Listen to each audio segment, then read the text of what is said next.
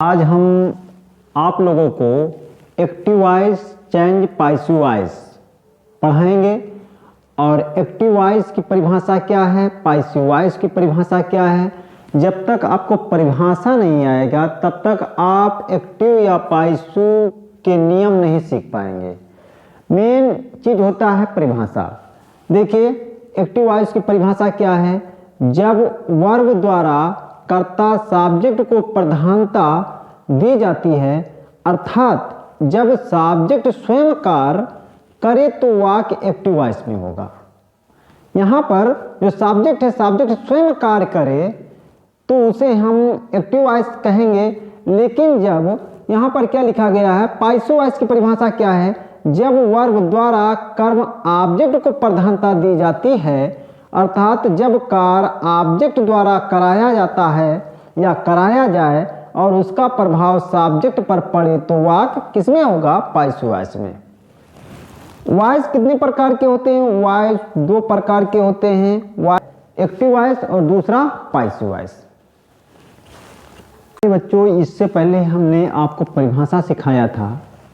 परिभाषा के आधार पे देखिए, ये एक्टिव वॉइस है, सब्जेक्ट होता है, फिर वर्ब होता है, फिर ऑब्जेक्ट होता है एक्टिव वॉइस में। लेकिन जब हम पैसिव वॉइस बनाते हैं तो क्या होता है, इसमें देखिए जो हमारा ऑब्जेक्ट है वो सब्जेक्ट के जगह पे आ जाता है।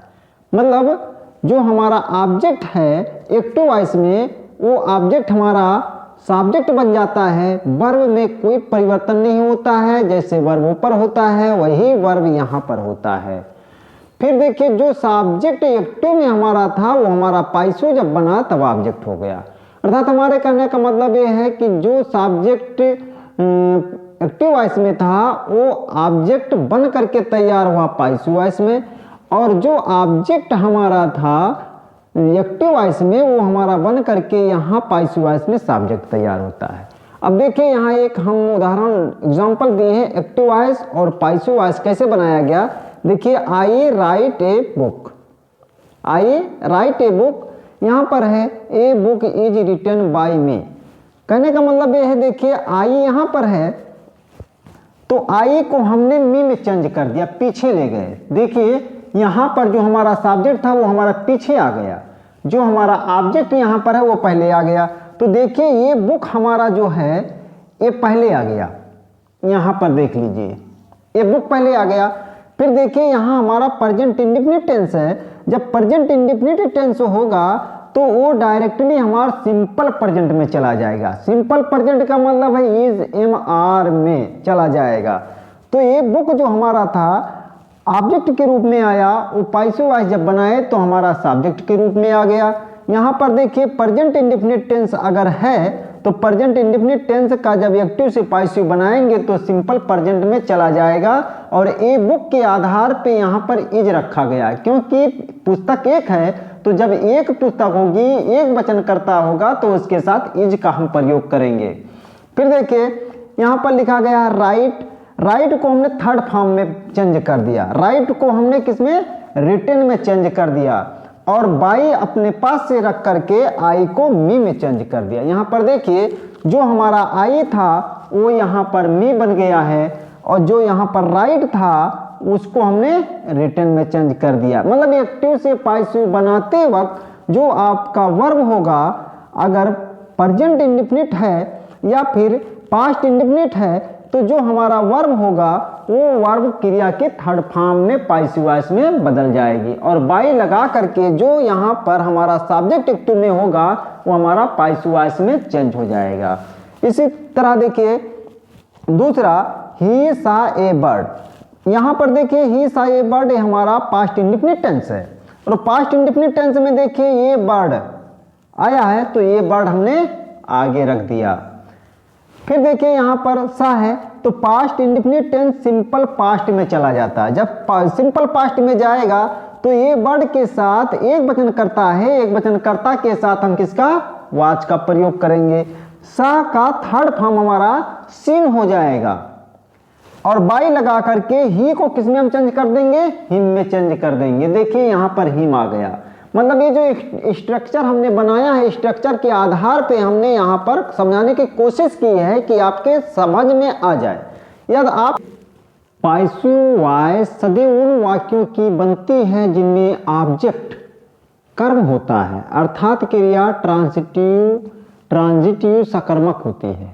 मतलब जिस वाक्य में ऑब्जेक्ट होगा उसी का हम पाइसु वास बना सकते हैं, जिसमें ऑब्जेक्ट नहीं होगा उसका हम पाइसु वास नहीं बना सकते हैं। तो जिसमें ऑब्जेक्ट होगा उस वर्ब को हम, उस क्रिया को हम ट्रांजिटिव सकर्मक क्रिया कहते हैं, अर्थात ट्रांजिटिव वर्ब कहते हैं। इन ट्रांजिटिव वर्ब आक्रमक क्रिया वाले वाक्यों अर्थात जिन वाक्यों में ऑब्जेक्ट कर्म न हो उसकी पाइसु वास नहीं बनती है। लेकिन पाइसु वास केवल 8 टेंसेज की बनाई जाती है, सभी का नहीं।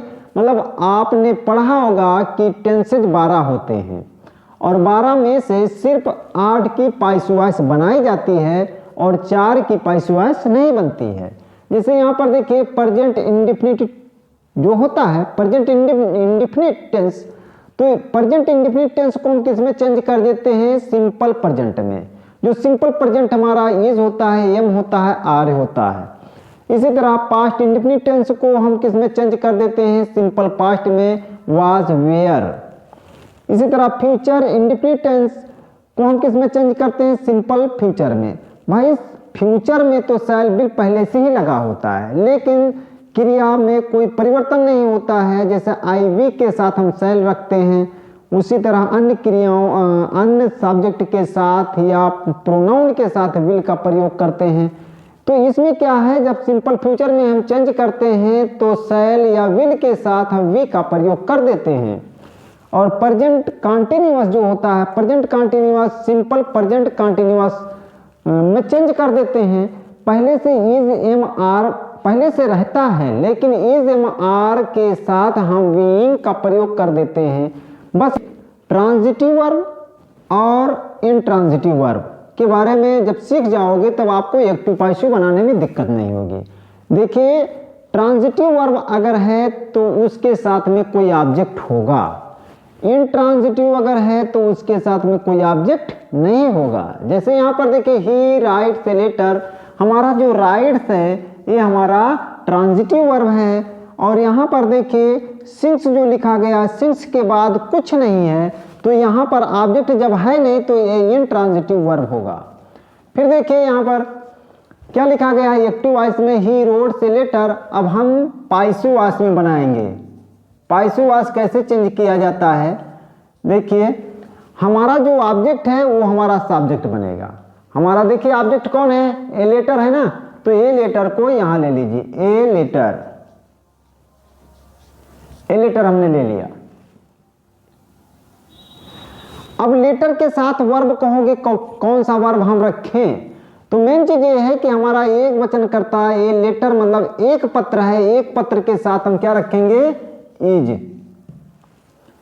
इज के बाद यहाँ पर क्या है, राइट से लिखा है, ही राइट से लेटर, तो यहाँ पर ही राइट्स जब लिखा है एक वचन करता ये भी था, एक प्रेजेंट इंडेफिनिट में एक वचन करता ये भी है, तब यस लगाए हैं। अगर बहुवचन करता होता तो यस हम नहीं लगाते, यस भी नहीं लगता। तो यहाँ पर देखिए ये लेटर हमने ले लिया, फिर इज लिख दिया। इज के बाद अब देखिए ये जो राइट है, राइट्स है, राइट्स का थर्ड फॉर्म रिटर्न हम कर देंगे, रिटर्न बाई, तो जोड़ना ही पड़ेगा अपने पास से। भाई जितने अच्छा है सभी से में से ले जाते हैं, लेकिन जो यहाँ पर राइट्स है, राइट्स को रिटर्न कर देंगे। राइट का रिटर्न तो आप थर्ड फॉर्म पढ़ ही चुके हैं, बाई अपने पास से जोड़ करके। अब देखिए जब ये ही उधर जाएगा तो किस में चेंज हो जाएगा, ही का हिम में चला जाएगा। ये हमारा आंसर हो जाएगा। तो यहाँ पर देखिए जो राइट से लिखा है ये हमारा ट्रांजिटिव वर्ब है, और यहाँ पर जो सिंस से लिखा है, सिंस के आगे ऑब्जेक्ट है ही नहीं। मतलब यहाँ पर ये बात है कि यहाँ पर बताया जा रहा है ही राइट से लेटर, मैं एक पत्र लिखता हूँ, क्लियर बता रहा है कि मैं एक पत्र लिखता हूँ। लेकिन यहाँ पर क्या कहता है कि ही सिंग्स, वह गाता है, लेकिन क्या गाता है ये नहीं पता है, क्लियर यहाँ पर नहीं हो रहा है। वह गाता है, लेकिन क्या गाता है ये पता नहीं हो रहा है। तो जिसमें ऑब्जेक्ट नहीं दिया होगा वो वाक्य पूरा कंप्लीट समझ में नहीं आएगा, तो उसे इंट्रांजिटिव वर्ब कहेंगे। और जिस वाक्य में पूरा कंप्लीटली हमें समझ नहीं आता उसे हम ट्रांजिटिव वर्ब कहेंगे, क्योंकि यहाँ पर हमारा ऑब्जेक्ट है, इसमें ऑब्जेक्ट नहीं है। तो दोनों में यही अंतर है कि जिसमें ऑब्जेक्ट होगा वो ट्रांजिटिव वर्ब कहलाएगा, जिसमें ऑब्जेक्ट नहीं होगा वो इंट्रांजिटिव वर्ब कहलाएगा। प्रेजेंट इंडेफिनिट टेंस में सहायक क्रिया इज, एम या आर के साथ मेन वर्ब मुख्य क्रिया की थर्ड फॉर्म लगाओ। देखिए कैसे बनाना, स्ट्रक्चर जो हम इससे पहले पढ़ाए हैं आप लोग उसके बेस से अगर चलेंगे तो अच्छा रिस्पांस मिलेगा। देखिए हमारा एक्टिव है, ये हमारा पैसिव है। हम देखिए उसमें बताए हैं कि जो हमारा सब्जेक्ट है वो जब पैसिव वॉइस बनाते हैं वो हमारा ऑब्जेक्ट होता है, और जो एक्टिव वॉइस में हमारा ऑब्जेक्ट होता है वो पैसिव वॉइस में हमारा सब्जेक्ट होता है। देखिए ये काइट लिखा है, ये काइट यहाँ ले लेते हैं, ए काइट, ये काइट एक वचन है तो यहाँ पर क्या लगाएंगे, इज। ये काइट एक वचन है तो इज लगाएंगे। अब यहाँ पर क्या लिखा है, फ्लाइज। फ्लाइज का थर्ड फॉर्म क्या होगा, फ्लाइज का थर्ड फॉर्म फ्लोन होगा, FLOWN, फ्लोन। फिर क्या है, बाई लगाएंगे। और देखिए ही को हम किस में चेंज कर देंगे, हिम में। ये हमारा आंसर हो गया। ये हमारा एक्टिव था, ये हमारा पैसिव बन गया। अब देखिए ये भी हमारा एक एक्टिव है, हम पैसिव में इसको चेंज करेंगे। सभी प्रकार के हमारा affirmative, negative, interrogative, interrogative negative या जो हूँ से बनता है एक्टिव वॉइस आता है उसको हम बना करके आपको दिखाएंगे ताकि पेपर में आपको दिक्कत ना हो। देखिए ही डज नॉट, इसमें तो नॉट का प्रयोग है नहीं, he does not write a letter, write a letter होगा। अब देखिए यहाँ पर ए लेटर हम पहले उठा लेंगे, a letter, LETTER, a letter पहले ले लेंगे। अब देखिए सी के साथ डज आया है, सी के साथ डज आया, ये भी एक वचन करता है, ए लेटर भी एक वचन करता है। तो देखिए ए लेटर के साथ हम क्या प्रयोग करेंगे, इज। यहाँ पर डज लगा है, हमने इज लगा दिया। अब यहाँ नॉट का नॉट ऐसे उतर आएगा, ए लेटर इज नॉट। अब राइट को किस में चेंज करेंगे, रिटन में,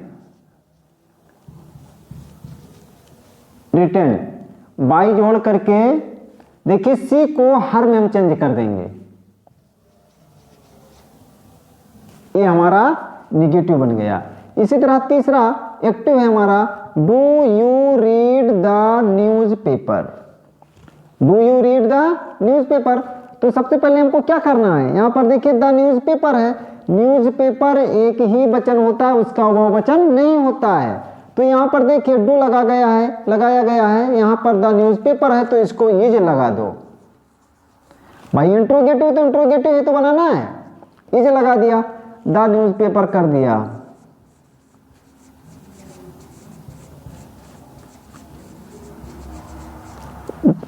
इज द न्यूज पेपर हो गया। अब न्यूज पेपर होने के बाद क्या है यहाँ पर, रीड। रीड का थर्ड फॉर्म बताइए क्या होगा, रीड का थर्ड फॉर्म, रीड का थर्ड फॉर्म रीड ही होगा। वाई लगा करके यू है तो यू का किसी में चेंज नहीं होगा, यू का यू ही रहेगा, बाई यू, क्योंकि ये यू सेकेंड पर्सन है और ये किसी में चेंज नहीं होगा।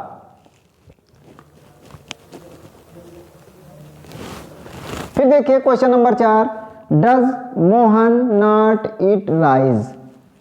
यहाँ पर डज लगाया गया, यहाँ पर राइस लगाया गया। अब राइस का बहुवचन होगा कि नहीं होगा ये तुमको खुद क्लियर करना है। राइस का राइस ही लिखा जाएगा, लेकिन यहाँ पर देखिए क्या लिखा गया, डज, और वहाँ पर क्या लिखा गया, राइस। तो जब राइस आया है तो राइस में हम क्या लगाएंगे बताइए, राइज का बहुवचन नहीं होता है, राइज का राइज ही होता है एक वचन। तो यहां पर हम लगाएंगे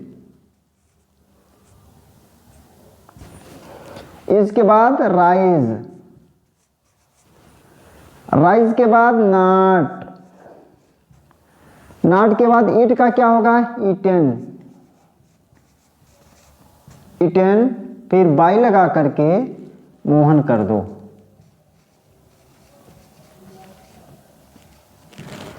ये देखिए आपका ये जो बना था ये तो आपका इंट्रोगेटिव बना था, ये आपका निगेटिव बना था, ये आपका अफर्मेटिव था, लेकिन यहां पर देखिए ये क्या बना, इंट्रोगेटिव निगेटिव।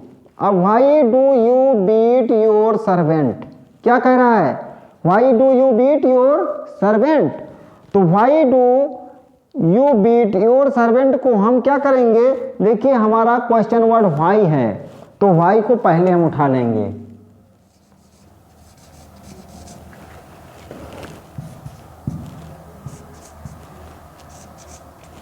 अब देखिए यहां पर योर सर्वेंट दिया गया है, भाई देखिए ये यू के हिसाब से सेकंड पर्सन के हिसाब से डू लगाया गया था, लेकिन यहाँ योर सर्वेंट, सर्वेंट तुम्हारा नौकर, तुम्हारे नौकर, तुम्हारा नौकर, मतलब यहाँ पर तुम्हारा नौकर लिखा गया है तो तुम्हारे नौकर के साथ हम क्या प्रयोग करेंगे, तो यहाँ पर एक ही नौकर होगा तो यहाँ पर इज लगा देंगे, इज के बाद योर कर देंगे, योर, फिर क्या लिखेंगे, सर्वेंट, सर्वेंट हो गया। अब सर्वेंट यहां पर आ गया, यहां पर क्या लिखा, बीट। अब बीट का थर्ड फॉर्म क्या होगा, बीटेन, बीटेन बाई क्या होगा, यू।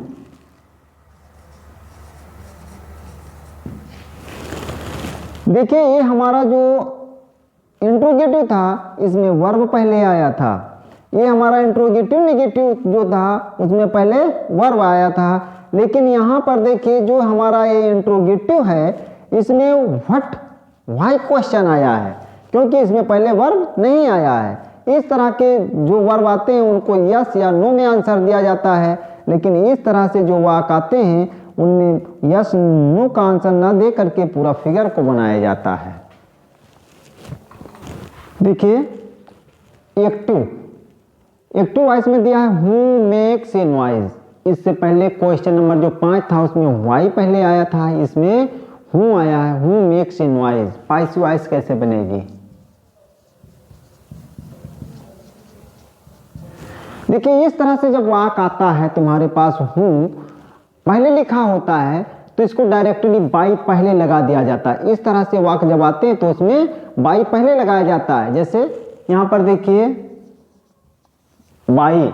अब जो हु है, हु लिख दीजिए WHOM जोड़ दीजिए, बाई हुम कर दीजिए, हु है तो हुम कर दीजिए। अब यहां पर हो गया हु मेक्स ए नॉइज, यहां पर हमने क्या लिखा, बाई हुम, भाई हु पहले से था ना तो बाई हमने लगाया फिर एम जोड़ दिया तो बाई हुम हो गया। अब बाई हुम होने के बाद देखिए ये नॉइज है, एक आवाज है तो इज लगा देंगे, इज हो गया। अब इज होने के बाद ए नॉइज ले लेंगे, NOISE नॉइज। अब यहां पर देखिए मेक्स है और मेक्स को हम किस में चेंज कर देंगे, मेड में। यही हमारा आंसर हो जाएगा। इस तरह से जब वाक्य आते हैं हूं कहीं भी, चाहे पास्ट इंडिफिनिट हो चाहे फ्यूचर, मतलब एक्टिव पासिव में कहीं भी आए तो हूं पहले ही लिखा जाता है, लेकिन हूं से पहले बाई लिख दिया जाता है फिर एम जोड़ दिया जाता है, तो बाई हुम इसको कहा जाता है, बाई हुम। और जो वर्ब लगाया गया है ये नॉइज के आधार पे इज हमने रखा है, फिर ए नॉइज लगा करके मेक थर्ड फॉर्म मेक्स को मेड में चेंज कर दिया।